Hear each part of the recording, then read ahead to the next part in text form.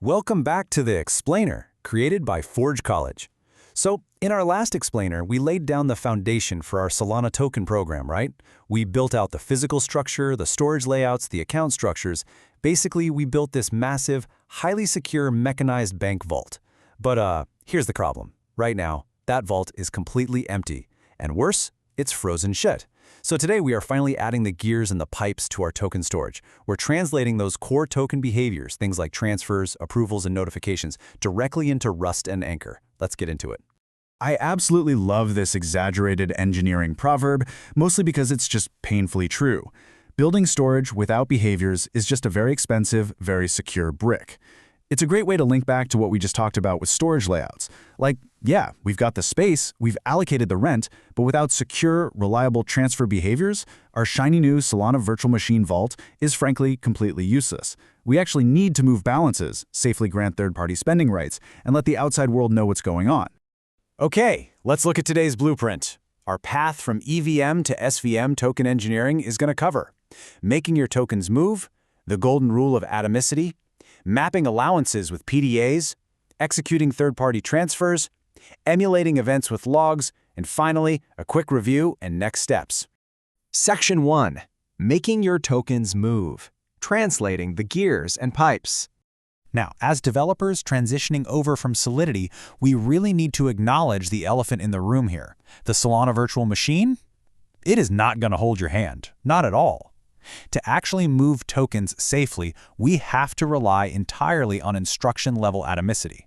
And that's just the guarantee that a transaction will either fully execute all of its state mutations or it will completely roll back, leaving absolutely no partial state behind. Because on Solana, if you sequence your operations wrong, your vault is going to leak money.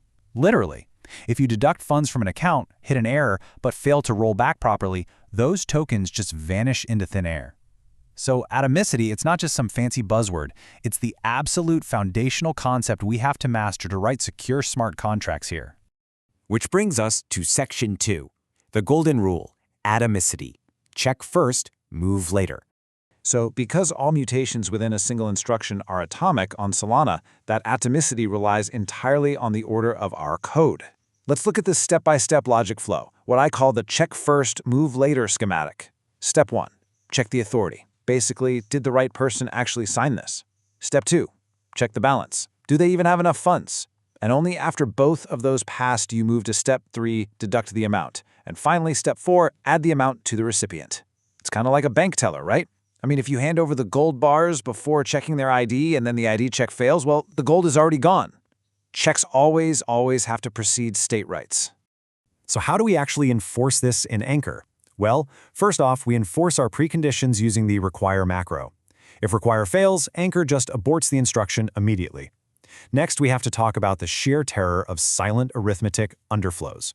Look, if you just use standard math operators and a balance drops below 0, it might silently wrap around to the maximum possible number. And no way that is an absolute disaster for a token vault. You must always use checked sub and checked add. If they fail, they return an error, which you should then map to explicit Anchor error code enums, something like insufficient funds. Doing this literally saves our vault from catastrophe and tells the user exactly what went wrong. No guessing games. All right, Section 3, mapping allowances with PDAs, handling third-party spenders. Okay, so moving user tokens is one thing, but what if a user wants a decentralized exchange to move tokens on their behalf? This brings up a major question for us. How do we actually map Solidity allowances in Anchor? Over in Ethereum, you just use a nested mapping, and boom, it magically works. But Anchor? Anchor requires distinct accounts. It doesn't do those infinite, implicitly expanding mappings. We need a completely different architectural approach here. Now, what's really interesting about this slide is the architectural choices we have drawn out here. We essentially have three main patterns. We could use a single allowances vector, which is great because it keeps account counts low, but it makes reserialization incredibly costly every single time you update it. We could try an on-chain map library, but that adds a lot of serialization complexity. So the clear winner here is the per allowance PDA, or program-derived address. Yeah, it requires more accounts, and you have to do some careful rent management, but it gives us fine-grained updates and incredibly precise authority checks before any mutation happens. It's safe, and honestly, it's just much more scalable. Moving on to Section 4, executing third-party transfers, the transfer from flow. Now that we actually have our PDA allowance mapping, we need to use it safely. Let's methodically trace this blueprint. Step 1, check the allowance amount in the PDA. Step 2, check the owner's actual token balance. Step 3, decrement the allowance.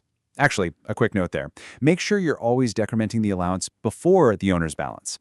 Step 4, decrement the owner's balance. And finally, Step 5, increment the recipient's balance. It's a chain. And remember, if any of these sequential steps fail, the entire atomic sequence rolls back to its original state. It's basically magic. But, there are always edge cases, and you absolutely need to cover these in your unit tests to make sure our vault doesn't start doing weird, unpredictable things. First up, approving 0 should completely reset an allowance entry. Second, you've got to watch out for concurrent approve and then transfer from races. You want to document very clearly whether your token program replaces an allowance or increments it when it's updated. And lastly, just reconfirming our golden rule here, an insufficient balance must not modify any accounts whatsoever. Section 5. Emulating events with logs, keeping track of the action. So we've got our state mutating perfectly now, but we need observability. Off-chain DAFs and indexers need to know when our vault doors open and close, right? And this brilliantly illustrates the difference between the two environments. On Ethereum, you have native on-chain topics and event logs that are deeply integrated into the EVM. On Solana, though, we use predictable program logs via the MSG macro. Basically, we print deterministic parsable string logs, something that looks like event, transfer, from address to address. I know, it sounds a bit primitive at first, but indexers can scrape these instantly, and it doesn't cost you any extra storage rent. It's a huge win. All right, Section 6. Review and next steps. Wrapping up the blueprint. We have laid the gears, connected the pipes, and set up the alarm system. Stepping back to look at our completed mechanical blueprint, the crucial point is this. Checks before writes preserve your atomicity. Use that require macro and use checked arithmetic. Store your allowances explicitly via per allowance PDAs so you can isolate those state updates. Make sure to emit parsable MSG logs for visibility. And please, validate everything with rigorous unit tests. If you lock these concepts in, you're going to have a rock-solid mental model. But all of these robust checks, these PDAs, the macro expansions, they all come at a cost. Which leaves us with a final, really vital question. How will these behavioral choices impact our compute budget? Solana transactions are fast and cheap, sure, but they are bounded by very strict compute limits. We'll be exploring exactly how to optimize that in our next explainer. Until then, if you want to dive deeper into this subject, get your hands on the code, and explore other Web3-related topics, you've got to visit forge.college. This explainer was created by Forge College. Thanks so much for learning with us today, and I'll catch you in the next